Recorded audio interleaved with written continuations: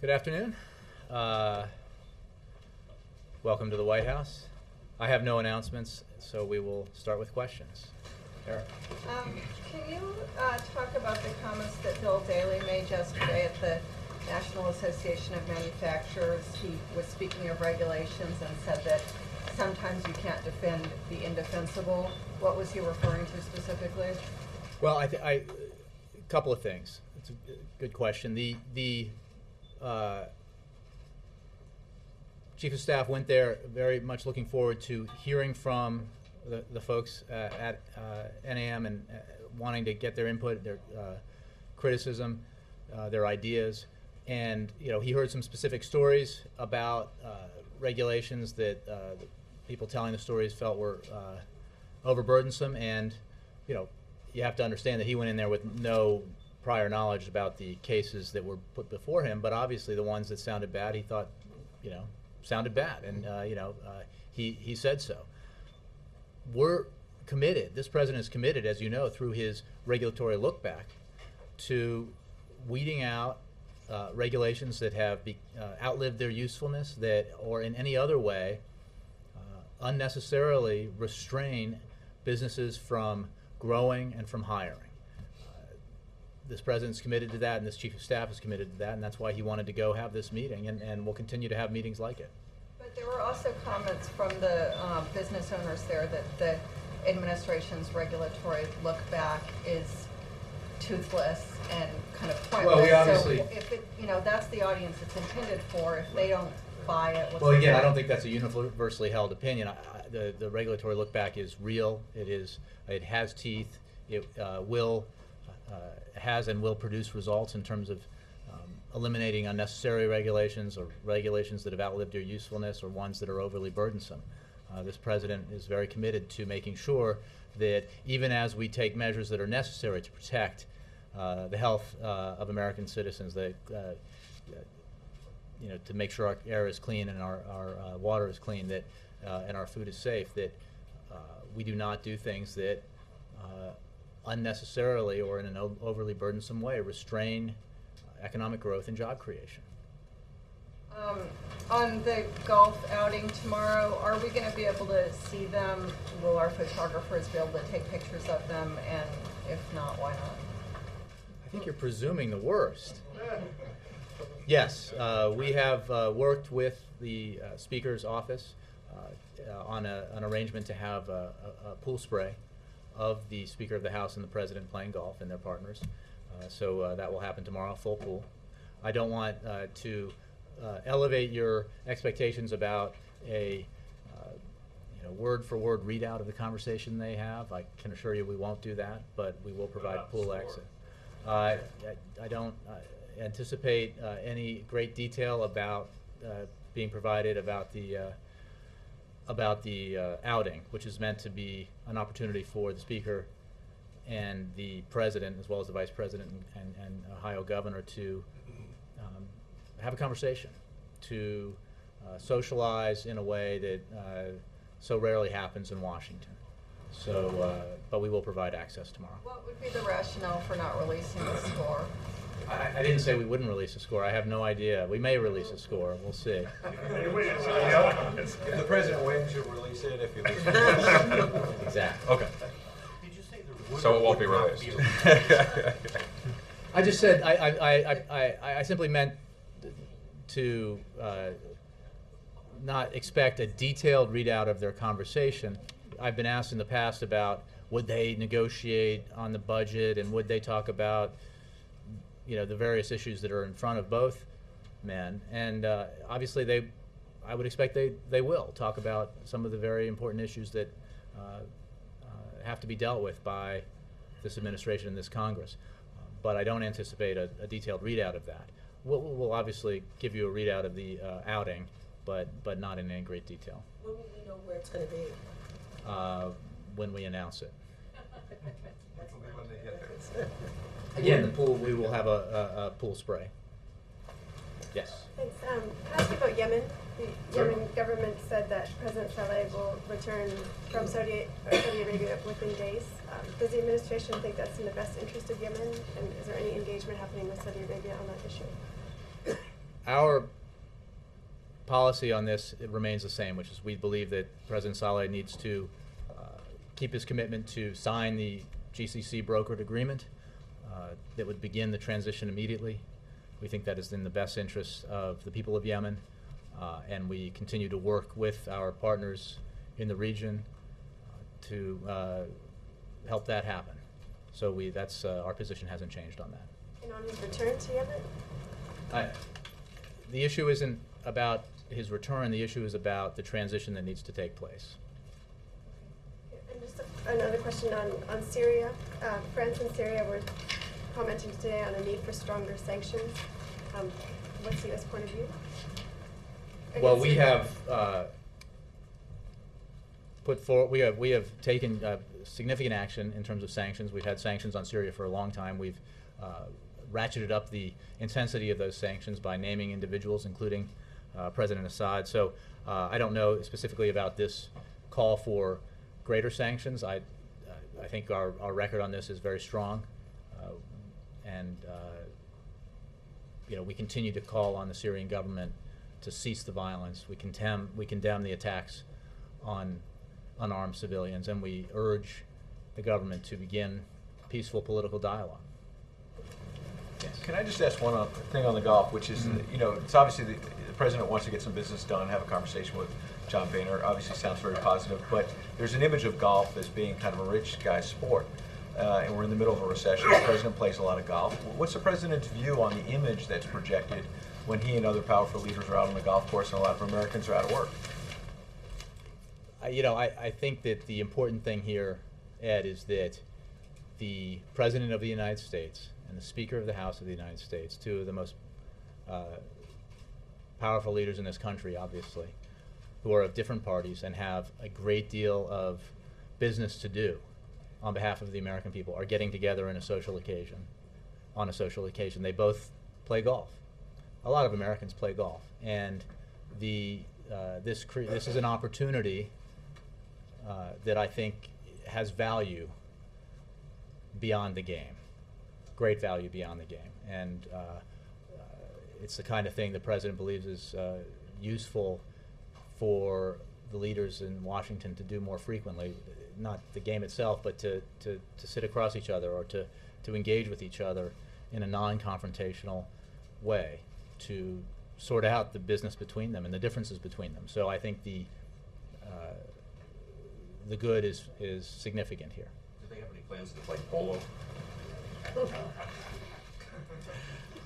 Just quick follow-up on another topic, which is Social Security potential cuts. Wall Street Journal has a story suggesting that AARP, a major seniors group, obviously, may be shifting its position and ending its long-time opposition to having Social Security cuts on the table. The group is saying it's not exactly true, but they are saying that on the table is raising the retirement age and other possible changes to Social Security. My question is, how does the White House view this possible change? But also, does the president think, as the vice president has these debt talks and other things, that raising the Social Security retirement age is on the table? Is possible Social Security cuts on the table? As you know, I won't get into specifics about the negotiations being led by the vice president. Having said that, the president's position remains what it has been and is quite clear, as he stated in his State of the Union address and as was repeated in the framework he put forward, which is that we do not believe, the president does not believe, just like many economists do not believe, that Social Security is a driver of our near-term deficit problems or is an immediate crisis. The president supports measures to strengthen Social Security, but he does not support anything that would slash benefits for future generations. And I think it's, again, without getting into specifics about the talks, the administration led by the vice president entered these negotiations with the president's proposal, the president's framework as its reference point, its starting point. And as I understand it, and know for a fact, that the House, the Republicans, brought as their starting point and their framework the House Republican budget plan. So, I think that can help indicate to you, at least when they began, what was on the table and what wasn't. Yes, Jay. Does the administration or does the president have any personal reaction to the investigative report from the House Investigative Subcommittee on the ATF's Fast and Furious program and all the blowback from that operation? Well, I don't have anything specific, like a quote from the president. I can tell you that, as the president has already said, he did not know about or authorize this operation, but the Department of Justice has said repeatedly that fighting criminal activity along the southwest border, including the illegal trafficking of guns to Mexico, has been and is a priority of the department. The Attorney General has also made clear that he takes the allegations that have been raised very seriously, and that is why he has asked the Inspector General to investigate the matter. It is also why you see the department cooperating with the Oversight Committee. So this investigation is ongoing, and I really can't comment beyond that. Has the president heard from the Mexican authorities about it? Not that I'm aware of. I believe the president made a comment about this that I was just referencing when the Mexican president was here. So it certainly came up in that room when it was. But I mean specifically this week with the report being issued. I don't believe so. I'm not aware of any conversation like that. Yes, Jim. On its question, you said the president doesn't support slashing benefits. Could you clarify, what does he support? Some kinds of cuts or increases in taxes? Does he think all that should be on the table, short of slashing benefits? Well, yeah, I'm not going to get into what's on the table. We're not engaged in Social Security negotiations. We're on the vice president leading talks aimed at deficit reduction. From that, well, the president certainly has positions. The president's position, I think, is to strengthen Social Security, retirement security for the low-income and vulnerable, maintain robust disability and survivors' benefits, no privatization or weakening of the Social Security system. Reform must strengthen Social Security and restore long-term solvency. No current beneficiary should see the basic benefit reduced, nor will we accept an approach that slashes benefits for future generations. That's his position. I don't have any more details for it on you. We're not in the process of negotiating Social Security reform. He's saying no cuts for people currently and not slashing in the future. It sounds like he's saying cuts in the future. Okay. The word slash is something that's not a random word. Well, we will not accept any kind of reform that slashes benefits to future beneficiaries. And tax increases? I don't have, I'm not negotiating a Social Security reform project here from the podium, and I'm not aware that anybody else is at the moment. Do you know if the president has thoughts on Jimmy Carter's piece in the New York Times, call off the global drug war and returning to his position from way back in the 70s, that the possession of small amounts of, any comment on that? I don't have a comment on that, and I have not spoken to the president about it. I'm not sure he saw it. One other question, you moved this briefing up an hour. Was that so you could attend one of those not on the schedule meetings that we were talking about yesterday? What I moved it was for scheduling reasons. The short answer to your question is no. I did not move it to attend a meeting that I'm not going to talk about. So, but this was just a logistics thing to move it up. The schedule for this administration is very much like previous administrations. Why not just put all the president's meetings on the schedule for them to be there? The president has a number of meetings, including national security meetings, that we do not put on the schedule. I think some could be for obvious reasons, but we have been very transparent about the president's schedule.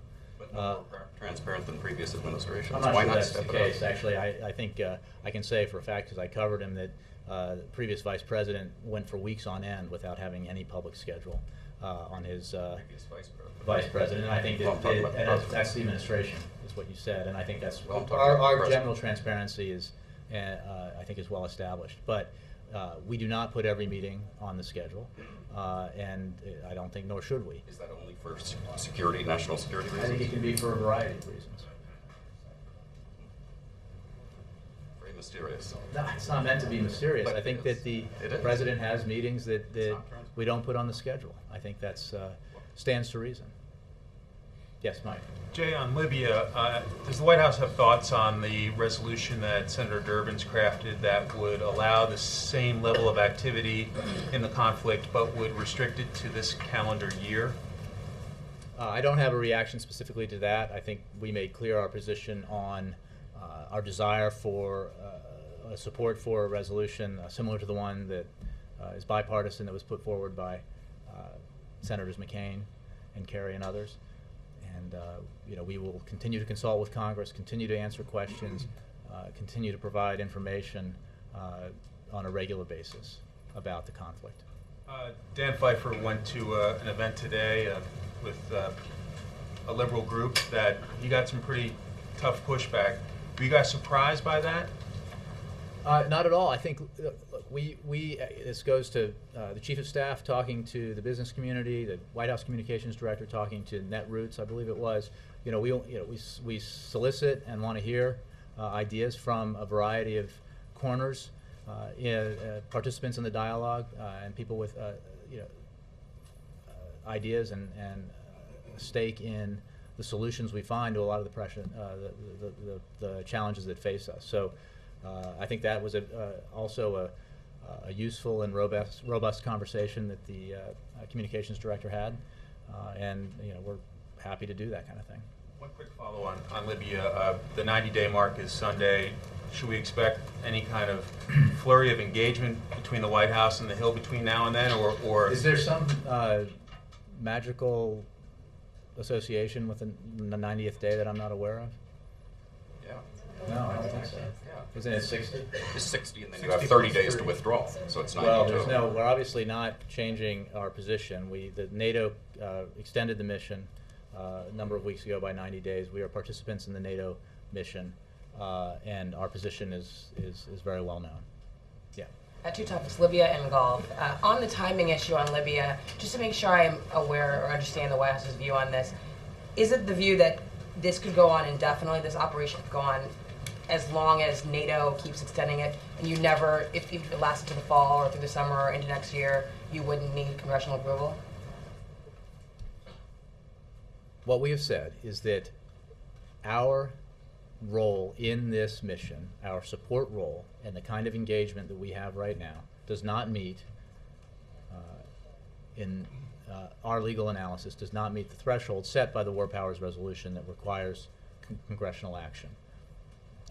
I'm not going to speculate about what the Libyan situation will look like in 30, 60, 90 days or 6 months or anything like that. But we are participants in this coalition. NATO has extended the mission to continue to fulfill the goals set forward by United Nations Security Council Resolution 1973, and we continue to participate in it. Well, just to put this issue to rest, since it doesn't seem like it's going to go away, they're not going to drop it, I don't think, on the Hill.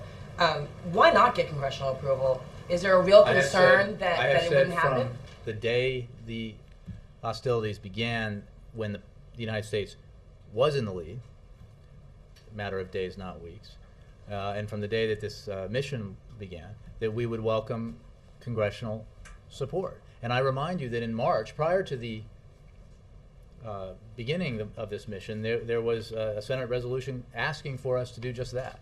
So we would welcome, as I just said, I think in answer to a question earlier, and support a resolution along the lines of the one put forward by Senator McCain and Senator Kerry, and we have throughout this process appreciated the support for the goals set forward by UN Security Council Resolution 1973 that we are participating in, which is to protect the civilians of Libya from massacre initially and from harm at the hands of the Gaddafi regime, and to enforce a no-fly zone and enforce an arms embargo. But certainly welcoming a resolution and seeking approval are two different things. It seems to suggest that there's a concern that you wouldn't get it.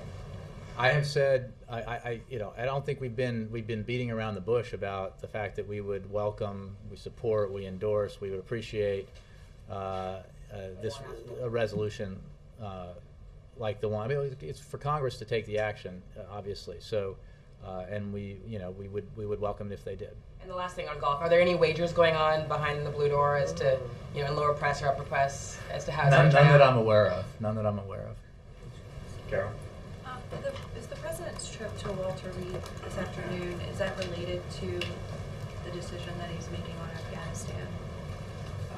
Did we put something out about the President's schedule this afternoon? Okay. It is not. It is a visit like he has made on many occasions to see wounded veterans. And then just quickly, I know that you said that you weren't surprised by the reaction that Dan Piper got at Netroots and the discontent that was at the Manufacturers Association meeting. How do you account for it? Why do you think? Well, I would say, first of all, I would not characterize it as discontent. I think there were a lot of folks at the NAM meeting who expressed appreciation for the fact that Bill Daley had come and appreciation for a lot of things we've done. So, and that's true too. I mean, you're talking about in Netroots, there are a lot of things that Dan talked about in that engagement that obviously met with approval. Some of the accomplishments the president can claim from the first 2.5 years meet with approval in that room and broadly beyond that. So the fact that people are pressing for more to be done, whether it's in business or in that community, I think that's the nature of our public life here, and it's why the president says, as he has said quite a bit frequently, that we are not done. We have much work to do, and we are pressing on with that work.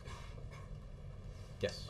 What's the status of the deliberations on troop strength in Afghanistan? Conversations continue. The president's consulting with members of his national security team. We will have a decision soon. Is he consulting with anybody outside the White House? To what extent is he talking to people involved in national security committee work and so forth on the Hill? I don't have any specific readouts for you. The president obviously speaks with others beyond the White House, beyond the administration on matters of national security.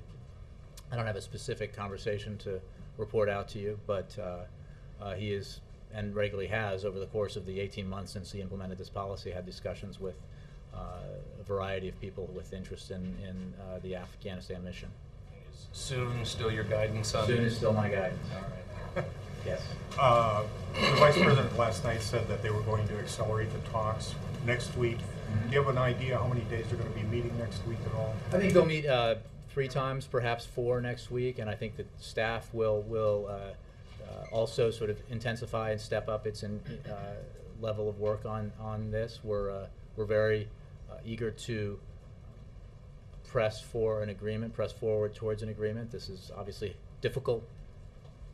These are difficult issues, but there has been progress. There has been a very serious approach to the negotiations by all sides, which is much appreciated by the Vice President, by the President, and we look forward to and remain optimistic about the prospects of an agreement. And to hasten things along, should we possibly anticipate the President having people down here at the White House next week?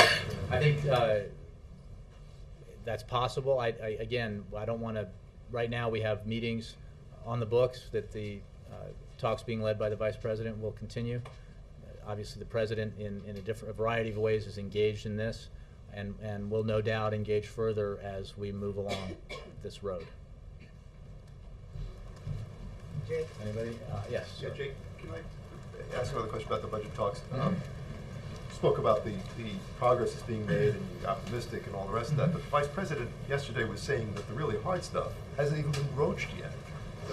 Talk about entitlement reform and additional revenues and stuff. Well, I think it hasn't been tackled yet. I think that it. He said the really hard stuff lies ahead. Well, I think certainly unresolved, as you would expect. And I'm not going to further characterize it, but echoing what he was saying, I think that it stands to reason that there are issues still to be resolved. Not surprisingly, you might expect the issues still to be resolved are the hardest ones. And I think you can expect that this process will not, will require broader agreement beyond that room to finalize it and make it real. So, but the progress has been significant. The approach has been serious, and the discipline by the participants has been admirable and effective in helping move the talks forward in terms of keeping what's the details of the discussions in the room within the room. If you reach agreement by their target date of July 4th weekend, they're clearly going to have to step it up more than just a notch. Okay, 3 notches. Do you know what I'm saying? Look, I think they've stepped it up significantly, and they will continue to intensify the engagements. I assure you of that. Mr. Nicholas. Thank you, Jay. If you listen to the Republican presidential debate, if you look at polling, if you listen to what people are saying on Capitol Hill, there seems to be little consensus for a substantial troop presence in Afghanistan. Does that give the president some running room in calling for perhaps a substantial drawdown right now? The president doesn't look at this decision in those terms at all. The president went through an exhaustive review of our policy in Afghanistan in the fall of 2009, where a very deliberate process where assumptions were examined, options were explored, goals were refined. Out of that emerged the strategy the president announced in December of 2009. A strategy that had as its principal objectives the disruption, dismantling, and ultimate defeat of Al-Qaeda, and the stabilization by breaking the momentum of the Taliban, the stabilization of Afghanistan so that it could not become a haven again for terrorists who mean harm to the United States and its allies. We have made significant progress towards achieving those objectives. The president outlined in his proposal in December of 2009, he said, beginning in July of 2011, we will draw down troops. The pace and slope of that drawdown will be determined by conditions on the ground, and the conditions obviously include an assessment of how far we've come towards achieving our objectives, and we have made progress. So, again, that the points you made may or may not be true. The fact is, he'll make this decision based on his assessment of the accomplishments that have come from the execution of the policy, and what is in the best interest of further success in that policy. Andre. Thank you. The Russians said today that they are still expecting a visit from President Obama by the end of the year. They are preparing for this visit. Is the White House preparing for such a visit? I personally am preparing for this visit, and I mean, if my boss can't make it, I'll go. But so I don't have a scheduling announcement for you or announcement about potential trips abroad. I know obviously the president has been to Russia already and looks forward to going again, but I cannot tell you with any precision when that will be. What's holding it back? The substance of the discussions, bilateral discussions, or the politics of pre-election period? Well, I don't know that anything's holding it back. Obviously, he has an incredibly busy schedule, and we've had some substantial foreign travel already this year. We have some other trips that potentially we might have to make because of the variety of commitments that the United States has. But there is nothing, to my knowledge, in terms of bilateral relations that would hold up a visit at all. The president felt that his meetings with President Medvedev in France were excellent, and that the relationship is very strong. And lastly, I understand that the Vice President extended an invitation for Prime Minister Putin to come over. Is anything being prepared on that score? Do you know? I don't have any update on that. Carrie. It's a question in reference to that March 7th Blue Room meeting with the Wall Street executives the president had. In the interest of transparency, given that it was a DNC organized event, would the White House disclose how many similar DNC organized meetings the president has engaged in? Well, I think that, as you know, I mean, we are very transparent about the DNC events he has. The participants in this, I mean, you know, we have a waves release policy that will, you know, when they are released, will encompass visitors to the White House, including the visitors who were here and on that day. This having a DNC or RNC sponsored event is extremely common for presidents of both parties going back many administrations.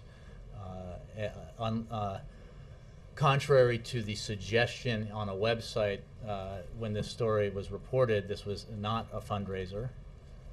and it is wholly understandable why the president would want to consult with business executives about their ideas about what to do in terms of economic policy and business policy going forward, including financial sector policy. So, and the fact that they're supporters is obviously he would want to talk to his supporters about that as well. So is it are you saying it's proper? It's completely proper for the president to have these types of DNC Absolutely. organized meetings within the White House? I am indeed, yes.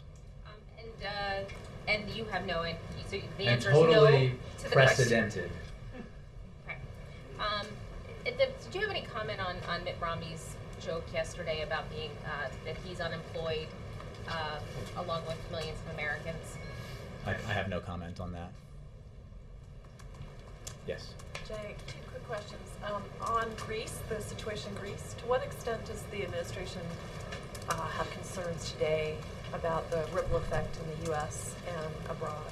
And Well, we welcome the determination of Prime Minister Papandreou and the Greek government to take the difficult steps necessary to guide Greece through its financial challenges. We support the government and the people of Greece in their efforts to get through these current difficulties and put their country back on strong financial footing by improving competitiveness and continuing with necessary reforms. We continue to believe that it is fully within the capacity of the Europeans to handle this situation and expect that they will. but related to the ripple effect, does the president? Well, believe I it's- think we've said that obviously this kind of situation creates some headwind globally for the economy, as other things do, like energy prices. But we continue to believe that the Europeans will be able to deal with this appropriately, and we commend the Greek government on the steps they have taken and urge them, together with the EU and the IMF, to continue down the path of the necessary reforms that need to be taken. Richard? Sorry. I'm sorry. I'll follow up and then I'll get through. Yeah. So I wanted to ask a separate question. You were talking yesterday about the president being a constitutional lawyer himself and weighing in on this interesting issue about war powers in general. Can you remark on the president's learning curve as someone who came from the legislative branch, which has been unusual in our history in more recent years, to the executive, and what he has learned about his constitutional executive powers that he didn't perhaps recognize before as the legislative branch? Well, I'm sure there is much that he has learned about the executive branch. I think that would be true of anybody who becomes president.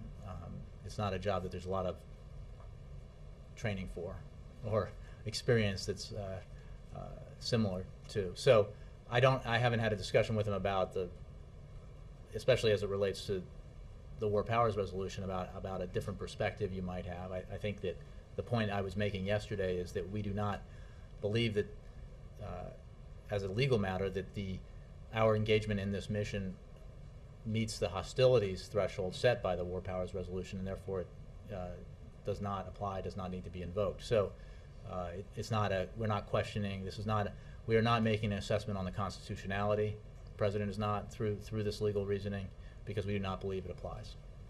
Yes, Richard. Jay, what do you read into the Senate votes on ethanol, and particularly the Republican votes there, and whether that's a signal that a large portion of the Republican Party, or at least some of them, are not keeping taxes off the table, or new revenue off the table? It's an excellent question. I think I would make the point that I have in the past, that we do not support full repeal of that subsidy, but we do support reform of it in a way that lowers costs, because that is our broader commitment here. Our broader approach towards our energy policy is to invest in alternative sources of energy, biofuels being one of them, as well as pursuing greater fuel efficiency and increasing domestic production of energy sources. So I think it is interesting to note that the vote itself is a recognition of the fact that there is spending in our tax code that can be addressed, and I think it's the kind of spending that exists with the subsidies to oil and gas industries, for example, and I think that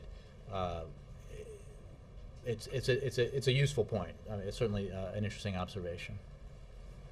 Jay? Yes, sir. Two questions. Thank you. One, millions of Indians are demonstrating throughout India against corruption, against the corrupt Indian politicians who has trillions of dollars outside India in Swiss banks. My question is, one, they're asking the presidential involvement, help, because Swiss banks are holding money from stolen money, including maybe from many terrorists used against the United States and combating terrorism. What I'm asking you, how President can help to bring that black money from the Swiss banks and around the globe? Well, I'm not familiar with the issue, and I'm not sure that I have a statement for you about the President's attitude towards it. It might be something you take to the State Department. And second, as far as Osama bin Laden's killing took place in Pakistan is concerned, Pakistan's military chief Kiani is under pressure from within his own party and government and Pakistanis. My question is, does the President still believe that there are more terrorists inside Pakistan and they still have ISI link? What I can tell you and say is what I've said in the past, that we understand that this is a complicated, complex relationship, but it is an important relationship. Pakistanis have been partners often in the fight against terrorists. More terrorists have been killed on their soil than anywhere else, and we strive to continue the cooperation that we have had with Pakistan, and we engage at many levels with our counterparts in the Pakistani government, and we'll continue to do that. May I just follow one more on Afghanistan, Real please? quick, yeah. What now, as far as statements and announcement from the U.S. and NATO that withdrawal will take place, but now many think tanks, and including also India and many Afghans, feel if U.S. leaves Afghanistan, Taliban will come back. The policy of the President is clearly stated, and I would just make the point that the beginning of the drawdown of the surge in July of 2011 will happen.